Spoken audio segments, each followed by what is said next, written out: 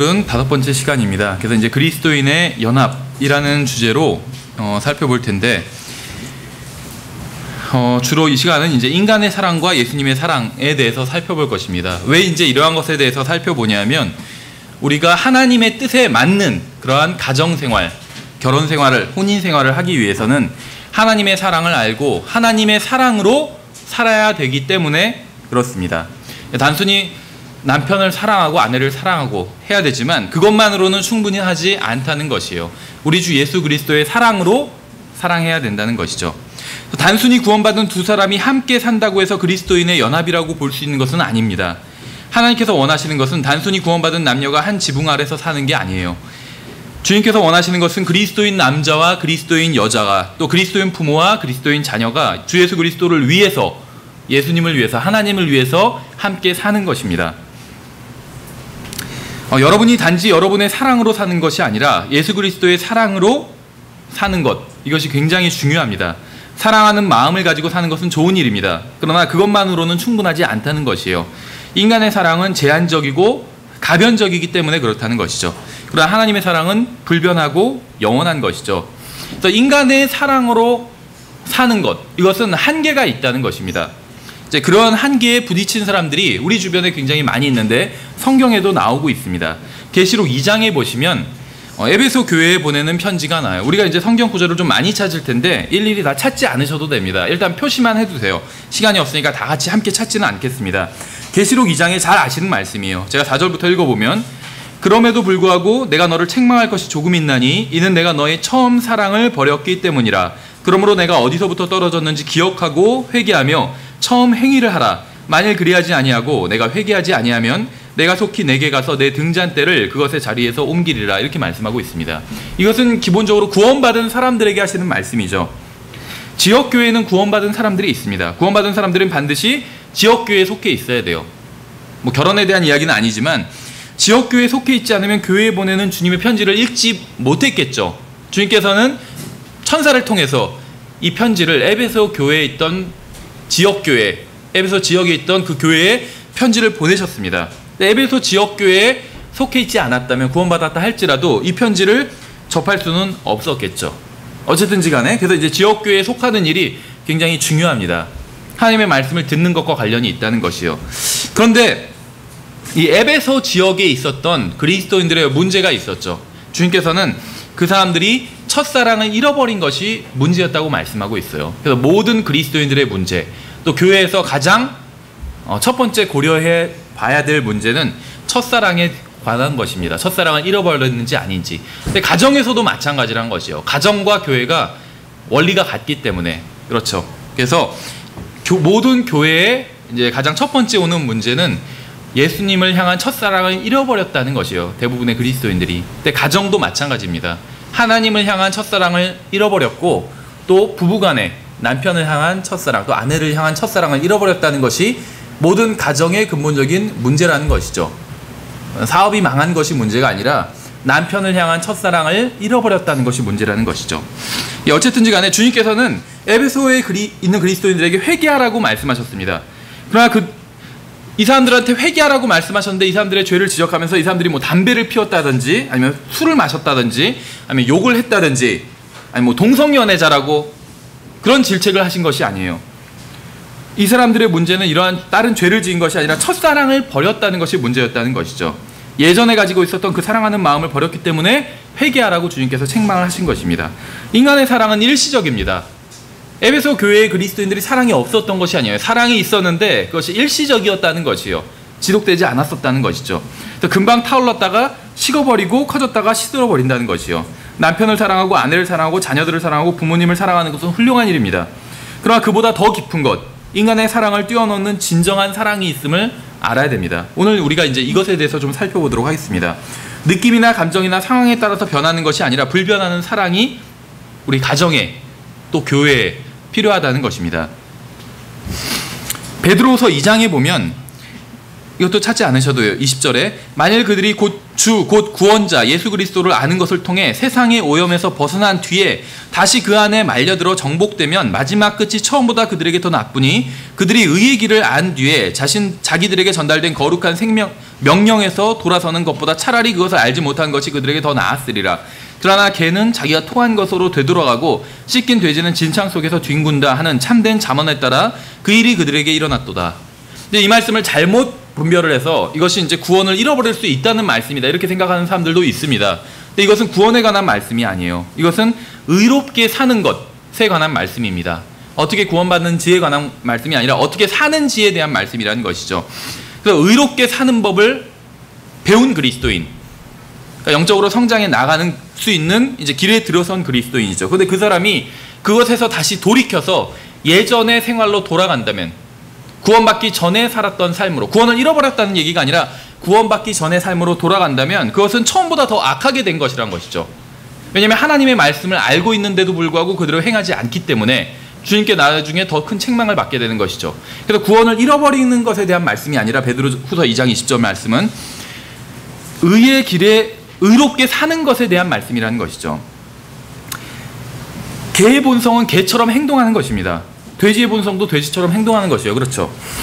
그러나 예수님께서 등장하셔서 말씀과 성령님을 통해 이 우리의 개와 같은 본성, 돼지와 같은 본성을 제어하시면 개의 행위가 사라지고 사람이 개처럼 행동하는 사람들도 있잖아요. 그렇죠. 예수 그리스도의 행위가 나오게 된다는 것이에요. 하나님의 말씀이 들어가고 성령님께서 주관하시면 또 돼지의 행동은 사라지고 그리스도인의 행위가 나오게 된다는 것입니다. 그런데 구원받은 남자가 주님의 명령에 순종하기를 멈추는 순간, 또 구원받은 여자가 주님의 명령에 따르기를 그만두는 순간 그리스도인의 행위는 사라지고 개와 돼지가 다시 등장하게 된다는 것이에요. 그걸 지금 얘기하고 있는 것이죠. 구원받았다는 것은 참으로 놀라운 일입니다. 그러나 구원받았다는 사실에만 만족하지 말고 구원받은 사람처럼 살아야 돼요. 구원받았다는 것, 이건 죽어서 지옥에 가지 않고 하늘나라에 간다, 이것 외에는 아무것도 의미하지 않습니다. 구원받았다고 해서 자동적으로 이루어지는 것은 아무것도 없어요. 마치 아이가 태어나면 자동적으로 성장하는 것이 아니기 때문에, 다른 집 애들 보면 자동으로 막 성장하는 것 같지만 그 뒤에는 그 부모의 엄청난 수고가 있었잖아요. 그렇죠.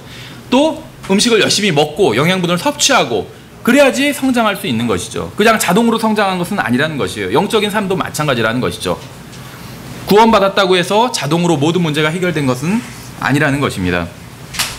단지 구원받은 남녀가 결혼해서 함께 사는 것은 아무런 의미가 없다는 것이요. 그것 자체로 어떤 대단한 의미를 갖는 것은 아니라는 것입니다. 구원받은 남녀가 함께 그리스도인으로서 그리스도인처럼 살 때 하나님 앞에서 그 가정이 의미를 갖고 추구해야 된다는 것이죠. 그런 점을. 로마서 8장에서는 육신적으로 생각하는 것은 사망이요 영적으로 생각하는 것은 생명과 평안이니라. 로마서는 기본적으로 구원받은 그리스도인들에게 보낸 편지입니다. 그렇죠. 그래서 복음의 원리를 다시 설명해주고 있어요. 아직 영적으로 성장하고 그래야 되기 때문에. 그래서 구원받지 않은 사람들에게 하시는 말씀은 아니라는 것이에요. 로마서가 기본적으로. 물론 구원받지 않은 사람들에게 엄청난 진리를 선포하고 있지만, 구원받지 않은 사람도 읽으면 얻을 엄청난 유익에 대해서 말씀하고 있지만, 기본적으로 그리스도인들에게, 로마에 있는 성도들에게 보낸 편지죠. 그런데 여기서 하시는 말씀이 육신적으로 생각하는 것은 사망이고 영적으로 생각하는 것은 생명과 평안이라고 말씀하고 있어요. 그리스도인들에게 하시는 말씀이죠. 가정생활이 지옥 같고 어떻게 보면 죽을 맛이 나는 것, 이것은 육신적으로 살기 때문에 그런 것이요. 영적으로 살면 생명과 평안함이 있는 것이죠. 가정에서도 또 교회에서도 마찬가지고. 육신적인 생각은 하나님의 법에 복종하지 아니할 뿐 아니라 참으로 그리할 수도 없으므로 하나님과 원수되는 것이니라, 이렇게 말씀하고 있죠. 예를 들면 어떤 마을에 집이 하나 있어요. 근데 그 집에는 구원받지 않은 사람들이 살고 있습니다. 기도도 하지 않고 성경도 읽지 않고 교회에 가지도 않아요. 성경대로 살려고 하지도 않습니다. 왜냐하면 구원받지 않았기 때문에. 그저 구원받지 못한 사람들이고 구원받지 못한 사람으로서 그렇게 산다는 것이죠. 그 집에서. 근데 길 건너에 또 다른 집이 있는데 이곳에는 구원받은 사람들이 살고 있어요. 구원받은 남자 여자가 결혼해서 만나서 함께 살고 있어요. 그런데 이들도 기도하지 않고 성경을 읽지도 않고 교회 가지도 않고 주님을 구하지도 않고 성경대로 살려고 노력하지도 않고 예수님을 위해 살지도 않아요. 제가 한 가지 질문을 할게요. 두 가지 집에 대해서 말씀을 드렸죠. 한 집은 구원받았고 한 집은 구원받지 않았어요. 근데 이 두 집의 차이가 무엇일까요? 둘 다 사는 건 똑같아요. 그냥 세상적으로 살아요. 기도도 안 하고 성경도 안 읽고 교회도 안 나오고 주님을 위해서 살려고 하지도 않고 하나님의 사랑으로 살지도 않아요. 한쪽 집에 사는 사람들은 죽으면 하늘나라에 가고 다른 쪽 집에 사는 사람들은 죽으면 지옥에 간다는 차이 외에는 어떤 다른 차이점도 없다는 것입니다. 죽어서 가는 곳, 그곳만 다를 뿐이지 삶은 전혀 차이가 없다는 것이죠. 한쪽 집에 사는 사람들이 육신적으로 사는 것처럼 다른 쪽 집에 사는 사람들도 육신적으로 살아간다는 것이요. 그렇죠. 아무리 구원받았다 할지라도 세상의 것들만 생각하면서 살아간다면 의미가 없다는 것입니다. 물론 구원받았다는 것은 대단한 일입니다. 구원받고 죽으면 하늘나라에 가게 돼요. 그러나 구원받았다는 사실만으로 훌륭한 결혼 생활을 할 수 있게 되는 것은 아니라는 것입니다. 주님께서는 참된 삶과 평안과 기쁨과 행복과 만족이라는 것이 있다고 말씀하고 있어요. 그러한 것을 하늘나라에서만 얻을 수 있는 것이 아니라 이 땅에서도 얻을 수 있다고 말씀하고 있어요. 목사님 자주 소개하신 것처럼 지상에서 하늘처럼인가요? 그것처럼 하늘나라에만 진정한 만족이 있다 이렇게 말씀하고 있지 않고 지상에서도, 왜냐하면 진정한 기쁨과 평안과 만족은 하늘나라에 있는 것이 아니라 예수 그리스도 안에 있기 때문에. 그렇죠. 우리가 예수 그리스도 밖에 있다면 하늘나라에 가도 진정한 만족과 기쁨을 얻을 수가 없어요. 이 세상에 있다 할지라도 예수 그리스도 안에 있으면 진정한 만족과 평안을 얻을 수 있다는 것이죠. 그런데 이러한 것들은 구원받은 사람이라고 해서 자동적으로 주어지는 것이라고 말씀하고 있지는 않다는 것입니다. 그렇죠. 예수 그리스도 안에 진정한 만족과 평안이 있지만 이것이 충분 조건은 아니라는 것이에요. 필요 조건이지. 안에 있는 사람이 그런 것을 누릴 수 있다고 말씀하고 있지, 안에 있으면 자동적으로 누릴 수 있다고 말씀하고 있는 것은 아니라는 것이죠. 이런 것은 그럼 누가 누릴 수 있냐면 영적인 생각을 가진 사람들에게 주어지는 것이에요. 영적인 생각을 가진 사람들. 그래서 우리가 아까 로마서 8장을 봤죠. 육신적으로 생각하는 것은 사망이요 영적으로 생각하는 것은 생명과 평안이니라. 그리스도 안에 있어요. 지금 로마서를 읽는 성도들은.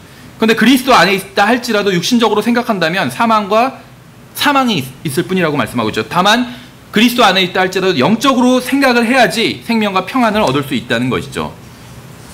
자신도 구원받았고 남편도 구원받았는데 왜 이렇게 문제가 많은지 모르겠다고 말하는 자매님들도 있습니다.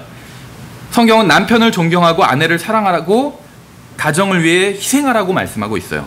구원받지 않은 많은 사람들이 이 말씀에 순종하지 않기 때문에 가정에 문제가 생기는 것입니다.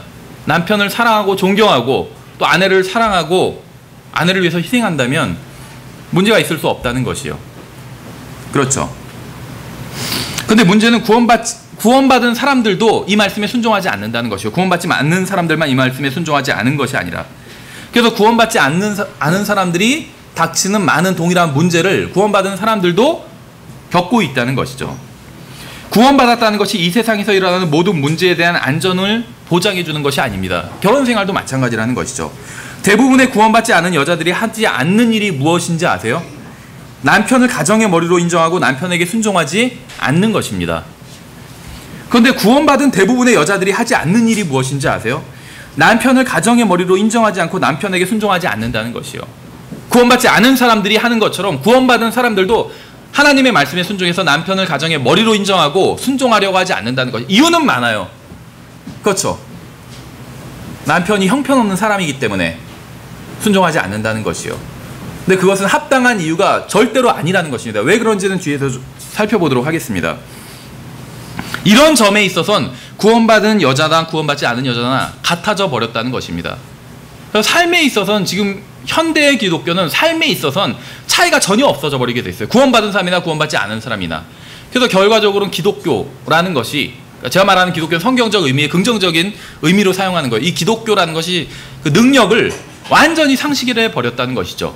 삶이 전혀 다르지 않기 때문에. 구원받은 남자와 구원받은 여자가 만나 결혼해서 함께 살면서 그리스도인답게 사는 것, 이것이 굉장히 중요합니다.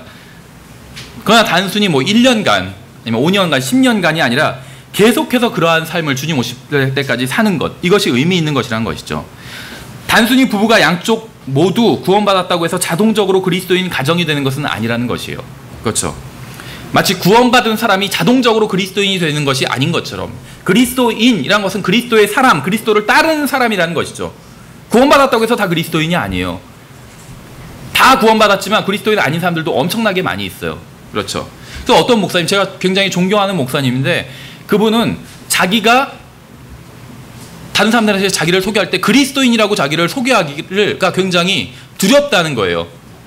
그리스도인처럼 살지 않을 때도 너무나도 많기 때문에.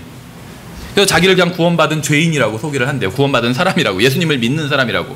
그리스도인이라고 얘기를 잘 못하겠대요. 크리스찬이란 말. 그렇죠. 인간의 사랑은 유한합니다. 인간은 다시 옛생활로 돌아가고자 하는 습성을 가지고 있어요. 그리스도인들도 마찬가지죠. 옛 본성을 그대로 가지고 있잖아요. 인간은 육신적이에요. 육신 안에 있기 때문에. 오직 주님께서 능력으로 우리 안에서 우리를 통치하셔야지만 그리스도인답게 살 수 있습니다. 지난 시간에 말씀드린 것처럼 왕자를 내드려야지만, 마귀가 지은 죄가 그거였죠. 주님께서 앉으셔야 할 그 왕자, 거기에 자기가 앉고자 했던 거예요. 그게 마귀의 죄였어요. 마귀는 무슨 이상한 술 마시고 뻗은 적이 없어요. 마귀는. 그렇죠. 남의 돈을 어떤 타락해서 어떤 죄를, 다른 우리가 생각하는 심각한 죄를 지은 적이 없어요. 마귀가 지은 죄, 하나님께서 가장 최악의 죄로 여기시는 그 죄는 교만이었어요. 하나님께서 앉으셔야 할 그 자리에 자기가 앉아 있었던 것, 앉으려고 했던 것이죠. 그리스도인들도 마찬가지라는 것입니다. 매일 매순간 고개를 드는 우리의 본성을 제어하기 위해서는 주님께서 우리 안에서 역사하셔야만 돼요. 내가 구원받았다고 해서 자동적으로 이루어지는 것은 아니라는 것이죠.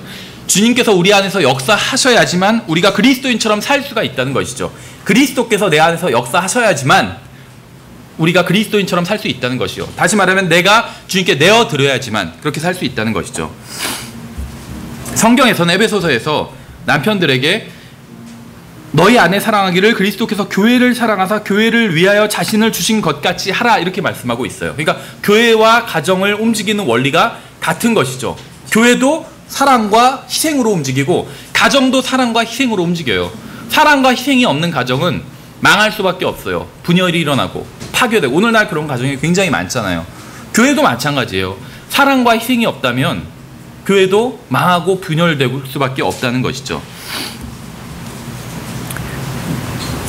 예수님께서는 교회를 사랑하십니다. 십자가에 달려 죽으실 때만 교회를 사랑하신 게 아니라 지금도 여전히 교회를 사랑하고 계시다는 것이요.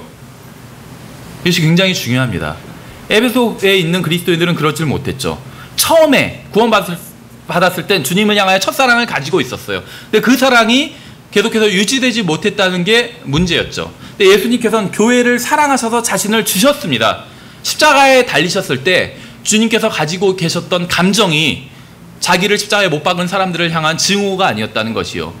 무엇이 아니면 교회를 향한 사랑이었다는 것입니다. 그래서 성경에서도 자기가 그 낳을 자녀들을 인해서 기뻐하셨다고 말씀하고 있잖아요.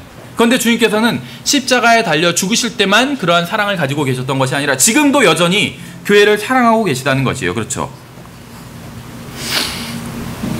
주님께서는 지금도 여전히 교회를 사랑하셔서 모든 친절과 은혜와 긍휼로 교회를 대하고 계십니다. 우리도 이런 사랑으로 가정생활을 해야 된다는 것이요. 근데 이것은 자기의 어떤 인간적인 의지로 그렇게 하는 것이 아니라 내가 주님께 내어드릴 때 내 자신을 이렇게 할 수 있다는 것이요. 주님께서 나를 통해서 일하실 때 주님의 사랑으로 살 수 있다는 것이죠. 인간의 사랑은 유한하고 제한적입니다. 그러나 하나님의 사랑은 무한합니다.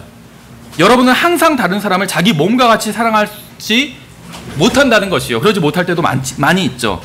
다른 사람에게 항상 선을 행하지 못할 때도 있습니다.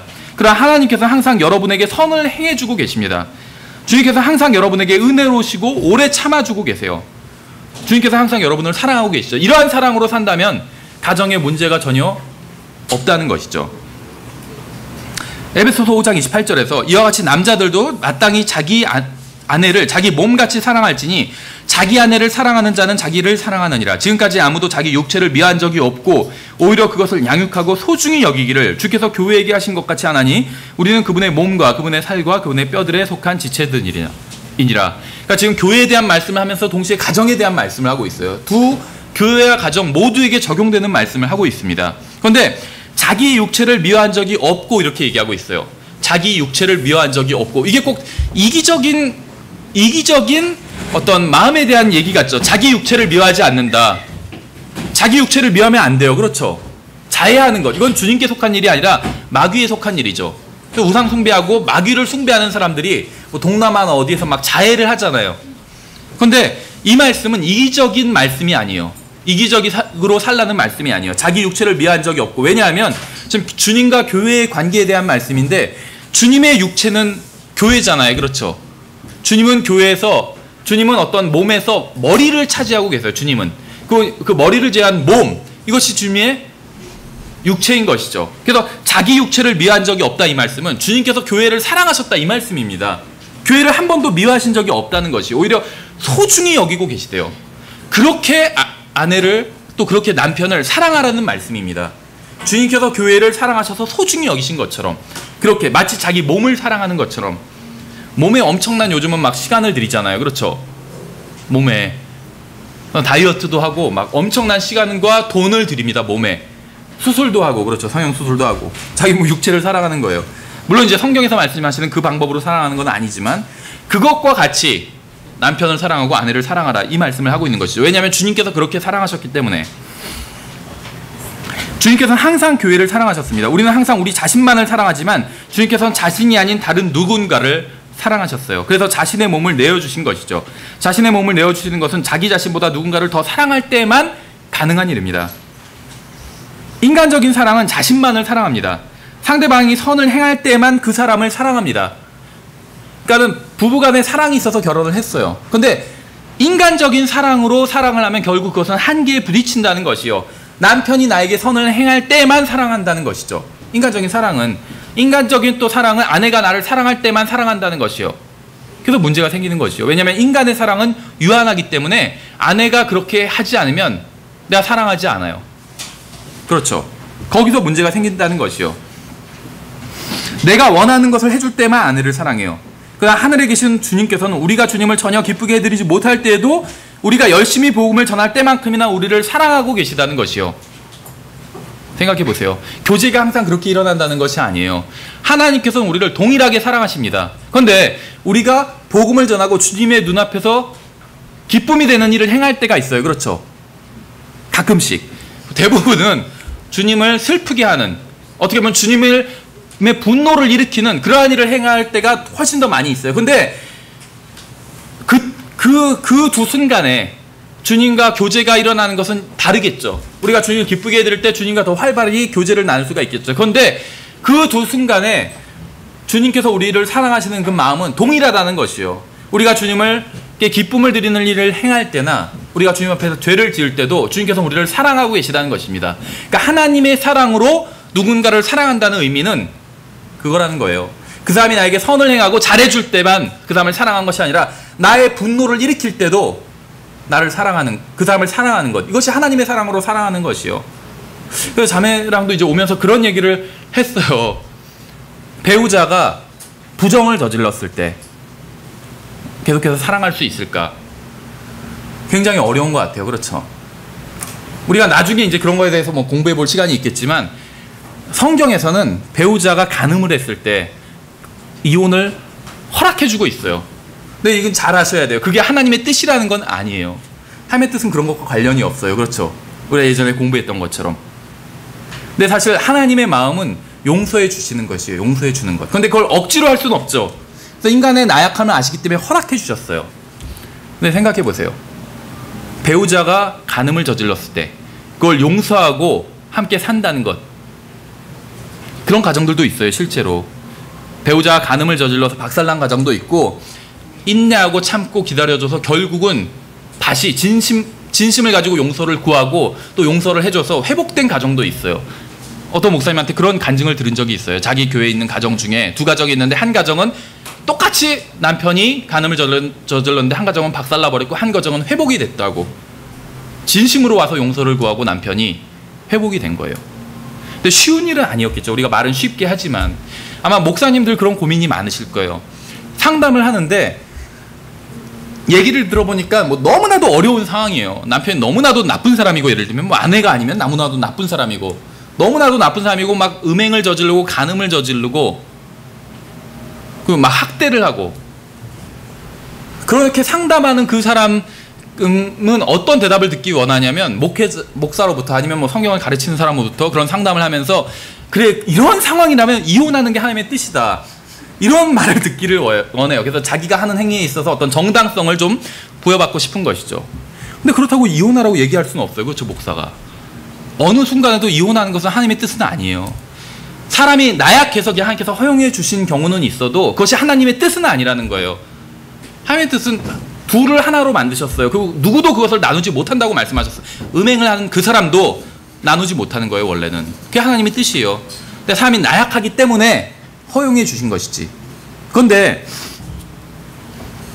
사실은 성경, 실제로 제가 상담을 한다고도 힘들 것 같아요. 그래도 참고 인내하고 인내로 기다리고 사랑으로 대하십시오. 이렇게 얘기가 쉽지 않을 것 같아요. 그렇죠. 그 고난받는 그 사람에게 한테 실질적으로 상담할 때. 그렇죠. 근데 성경적인 답변은 참고 인내하는 거예요. 생각해 보세요.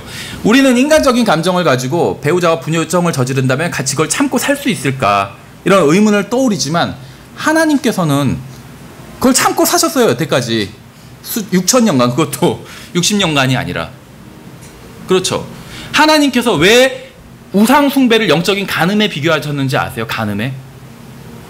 하나님께서 느끼시는 그 감정이 동일하기 때문에. 모르겠어요. 저는 그것이 얼마나 큰 배신감인지. 배우자가 간음을 저질렀다고 생각해 보세요. 엄청난 배신감이 들겠죠. 근데 하나님께서는 그리스도인들이, 하나님의 백성들이 우상을 숭배할 때 동일한 감정을 느끼시는 거예요. 동일한 충격과. 그렇죠. 근데 어떻게 하셨죠, 하나님께서? 용서를 구하고 나왔을 때 너랑 나랑 끝이다 이렇게 안 하셨어요. 용서해 주셨어요. 그렇죠. 그게 하나님의 마음이에요. 근데 그걸 억지로 우리가 육신적으로 할 수는 없어요. 그렇죠. 내가 그리스도께 내어드렸을 때 그리스도께서 내 마음에 왕자에 계시다면 그걸 할 수가 있어요. 왠 줄 아세요? 내 마음에 계신 그리스도께서, 성령님께서 그걸 하셨었기 때문에, 과거에도 그런 죄를 용서하신 경험이 있어요. 용서하실 수 있는 거예요. 내가 하면 용서할 수가 없어요. 난 그런 죄를 용서해 본 경험이 없기 때문에. 그렇죠. 성령님께서 하실 수 있다는 거예요. 그래서 하나님의 사랑으로 살아야 된다는 것이요. 이건 억지로 되는 것은 아니죠. 예. 예전에는 사랑했지만 지금은 더 이상 사랑하지 않는다고 말하는 사람들이 있습니다.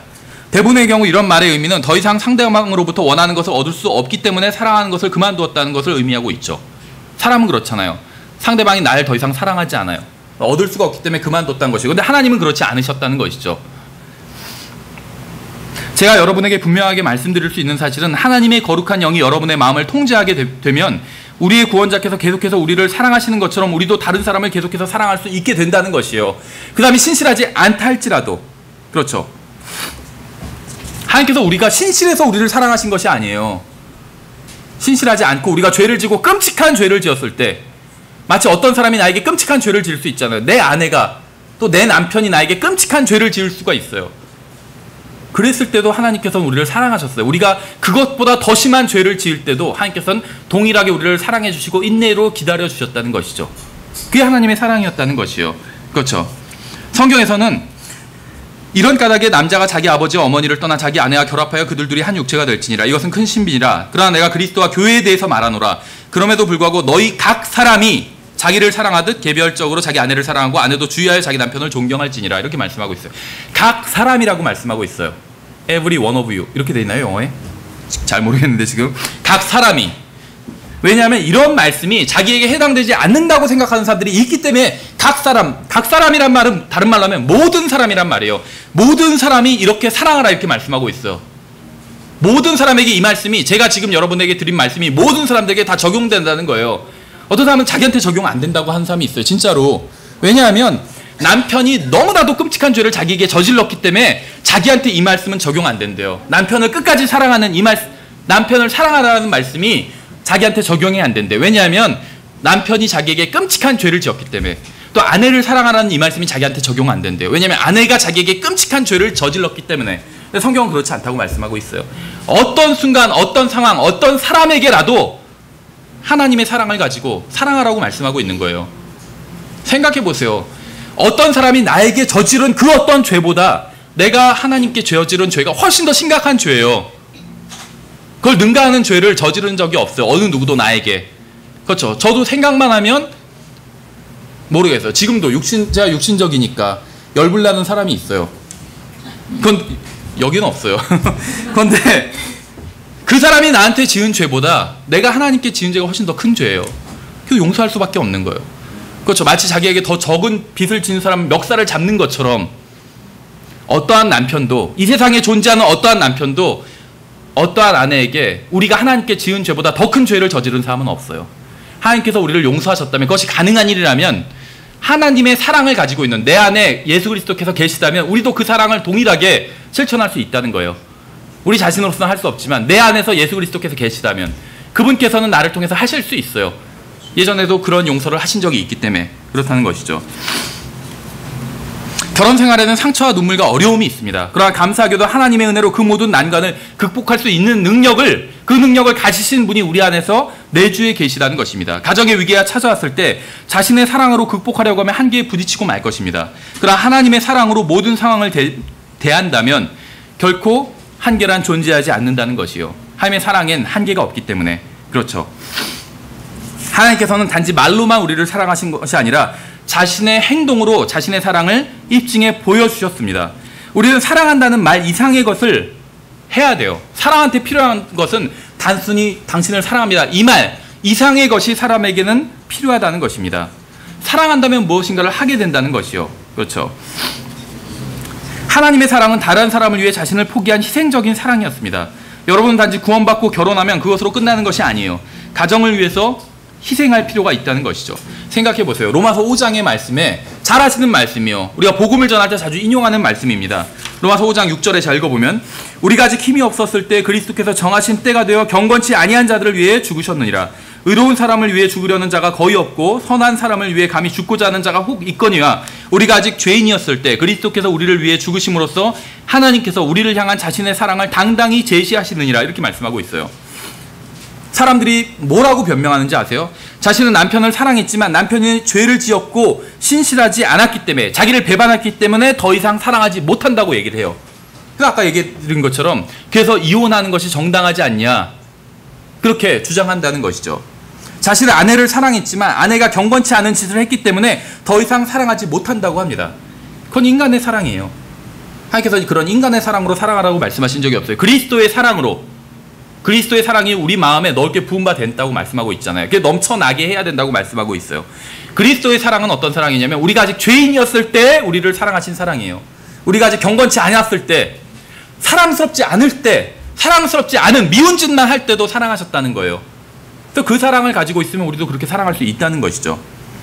아내에게 충실해야 되고 남편에게 죄를 지어서는 안 됩니다. 그런데 한 가지 절대로 잊지 말아야 할 진리가 있어요. 하나님께서는 우리가 경건치 않고 죄를 지은 죄인일 때 우리를 사랑해 주셨다는 진리입니다.